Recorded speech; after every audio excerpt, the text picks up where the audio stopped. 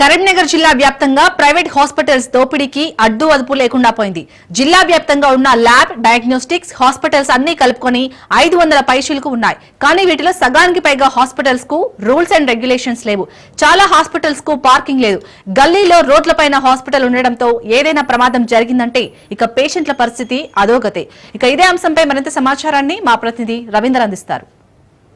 జిల్లా వ్యాప్తంగా దాదాపు ప్రైవేట్ హాస్పిటల్లో 500 పైచీలకు హాస్పిటల్ అయితే ఉన్నాయి. ప్రస్తుతానికి మనం మంచిర్యాల చౌరస్తా వద్ద ఉన్నాము. మంచిర్యాల చౌరస్తా నుంచి చూసుకుంటే దాదాపు ఇది మొత్తం కూడా ఒక సరౌండింగ్ ఏరియా. ఇక్కడ నుంచి ఒకవైపు డివైడింగ్ ఏరియాస్ అయితే వెళ్తాయి. అదేవిధంగా హాస్పిటల్ స్ట్రీట్ అనేది ఇక్కడ ఒకటి ఉంటుంది, డాక్టర్ స్ట్రీట్. ఈ డాక్టర్ స్ట్రీట్ వెళ్తే మొత్తం కూడా రోడ్లపైనే ఒకవైపు హాస్పిటల్ అయితే ఉన్నాయి. ఏవో ఒక హాస్పిటల్కు పార్కింగ్ ప్లేస్లు ఉన్నాయి. పార్కింగ్ ప్లేస్లు ఉంటే ఒకవైపు లోపల సరైన ఒకవైపు సంబంధించిన ట్రీట్మెంట్ చేయడానికి డాక్టర్లు ఉండరు. కొన్ని హాస్పిటల్లో అయితే కొన్ని హాస్పిటల్లో అయితే ఒకవైపు డాక్టర్లు ఉంటారు, కానీ దాంట్లో ఉండడానికి నర్సెస్ అంటే సఫిషియెంట్ నర్సెస్ ఉండరు. అదేవిధంగా వాళ్ళు ఎస్ఎస్సి ఫెయిల్ అయిన వారు కావచ్చు, లేదంటే ఎస్ఎస్సి పాస్ అయిన వారు కావచ్చు, వీళ్ళే నర్సులుగా ఉండే వాళ్ళు ట్రీట్మెంట్ చేస్తారు. ఒక్కొక్కరికి అయితే చేతుకు ఒకవైపు ఇంజక్షన్ కూడా వేయరాని పరిస్థితులు అయితే చాలా హాస్పిటల్లో నెలకొన్న పరిస్థితి మనం చూసుకోవచ్చు. ఇప్పుడు ఇక్కడ చూసుకోవచ్చు, దాదాపు కొన్ని హాస్పిటల్ ఉన్నాయి. దాదాపు అవి రోడ్డు పైనే ఉన్నాయి. రోడ్డు పైన అంటే మొత్తానికి వాళ్ళకి ఎటువంటి పార్కింగ్ ప్లేసెస్ లేవు. ఎవరైనా పేషెంట్ వచ్చినట్టయితే లోపలికి ఎలా వెళ్తారు, వాళ్ళు మళ్ళీ బయటకు ఎలా వస్తారు? ఈ ట్రాఫిక్ సమస్య అయితే చాలా వరకు అయితే ఉంటున్న పరిస్థితి చెప్పవచ్చు. ట్రాఫిక్ సమస్యతోటి వచ్చిన పేషెంట్ కూడా ఇబ్బంది పడుతున్న పరిస్థితి కనబడుతుంది. కానీ కరీంనగర్ జిల్లాకు సంబంధించిన ఒకవైపు వైద్య శాఖ అధికారి మాత్రం ప్రతి ఒక్కదానికి పార్కింగ్ ఉంది, పార్కింగ్ ప్లేస్లను యూజ్ చేస్తున్నామని ఒకవైపు వైద్యాధికారి చెప్తున్నారు. కానీ ఎక్కడ కూడా ఒక పార్కింగ్ ప్లేస్ కనబడిన పరిస్థితి కనబడుతుంది. పార్కింగ్ ఉందా మీ హాస్పిటల్కు? వెహికల్ అయితే ఎటు పంపిస్తారు? వెహికల్ అయితే ఇటు సైడ్ పార్కింగ్ సపరేట్ లేదా? సపరేట్ సపరేట్ ఏం పెట్టలేరు కదా పార్కింగ్ అయితే? ఇది ఇంతవరకు ఉన్నది. ఓన్లీ బయట పెట్టుకుంటే నువ్వేం చేస్తావు? వీళ్ళు హాస్పిటల్లో సెక్యూరిటీ చేస్తాను. సెక్రటరీ చేస్తావా? అక్కడ బయట పెట్టుకుంటే అందుకే ఇంతవరకు పార్కింగ్ అని చెప్తా నువ్వు ఇప్పుడు ఈడకి ఇంతవరకే బయట. సరే సరే, మొత్తం ఇది పరిస్థితి. ఒకవైపు అక్కడ రాసిరు, కానీ అక్కడ పార్కింగ్ సపరేట్ ప్లేస్ ఉండదు. కానీ ఎక్కడ దొరికి అక్కడనే పెట్టుకోవడని అతను కూడా ఇక్కడ సెక్యూరిటీ చేస్తాడు. ఆయన కూడా చెప్తున్న పరిస్థితి కనబడుతుంది.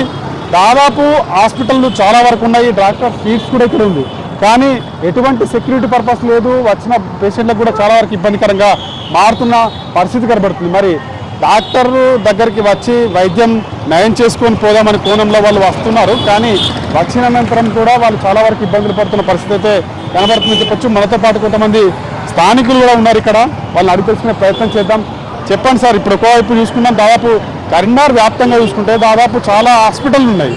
కరీంనగర్ పట్టణంలో 100 హాస్పిటళ్ళు కట్టారు. ఆ 100 హాస్పిటల్లో ఏదో 1-2 నామినల్గా పార్కింగ్ ఉన్నటువంటి పరిస్థితి ఉన్నది. ఎక్కడ కూడా పార్కింగ్ సౌకర్యం లేదు. పుట్టొచ్చినట్లు కనిపిస్తుంది. మనం చూస్తున్నాం. ఇప్పుడు పార్కింగ్ లేకుండా ఎట్లా పర్మిషన్ ఇచ్చారు అనేది పెద్ద ప్రశ్న. అసలు అధికారులు ఏం చేస్తున్నట్టు, డిఎంఎన్హెచ్ఓ ఏం చేస్తున్నారు, నిఘా బృందాలు ఏం చేస్తున్నాయి, తనిఖీలు చేస్తామని చెప్తున్నారు. ఎప్పుడు తనిఖీలు చేస్తున్నారు వీళ్ళు? అసలు అధికారులకు ఈ డాక్టర్లకు ఉన్నటువంటి బాంధవ్యం ఏమిటనే ప్రశ్న కూడా ఉదయిస్తుంది. అంతేకాదు ఎస్టీపీ బాక్సులు ఉండాలి, అది ట్రీట్ చేసేటువంటి, ఇప్పుడు వాళ్ళు వేస్టేజ్ అంతా కూడా రక్తం వస్తుంది, తరతర వస్తాయి కాబట్టి దాన్ని ట్రీట్ చేసి మంచినీరుగా దాన్ని మురుకాల్లో పంపాలి. కానీ ఈ హాస్పిటల్ మొత్తం కూడా ఎస్టీపీ బాక్సులు లేకుండా మొత్తం కూడా మురుకాల్లో కూడా మూలంగా ఆ దుర్గంధం వెదజల్లి ప్రజలకే అంటురోగాలు వచ్చేటువంటి పరిస్థితి ఆ బ్యాక్టీరియా ద్వారా వస్తున్నది. ఇది పెద్ద ఎత్తున జరుగుతున్నది. దీన్ని కూడా పట్టించుకుంటూ లేరు. అంతేకాదు ఇలా ఏదైతే ఎన్ఓసి ఇస్తున్నటువంటి ఫైర్ ఆఫీసరు కనీసం 3 చోట్ల అయినా బండి తిరిగే విధంగా ఉండాలి. మరి ఎక్కడ కూడా ఆ పరిస్థితి కనిపిస్తుంది. ఏదో 1-2 హాస్పిటల్ ఉండవచ్చు, కానీ ఎక్కడ చూసుకున్నప్పటికీ కూడా ఆ పరిస్థితి. రేపు ఏదైనా ప్రమాదం జరిగితే ఆ ప్రమాదానికి బాధ్యులు ఎవరైతారు? దాన్ని మంటలార్పేటువంటి పరిస్థితి మిషన్కి లేకుండా ఉంటే పెద్ద ఎత్తున ప్రమాదం జరిగే అవకాశం ఉంటుంది. మనం చూసాం గతంలో కూడా ప్రమాదాలు జరిగిన తర్వాత మనం మాట్లాడతాం భవిష్యత్తులో ప్రమాదం. ముందే భవిష్యత్తులో జరగబోయే ప్రమాదాలు నివారించడం కోసం చర్యలు తీసుకోవాలి.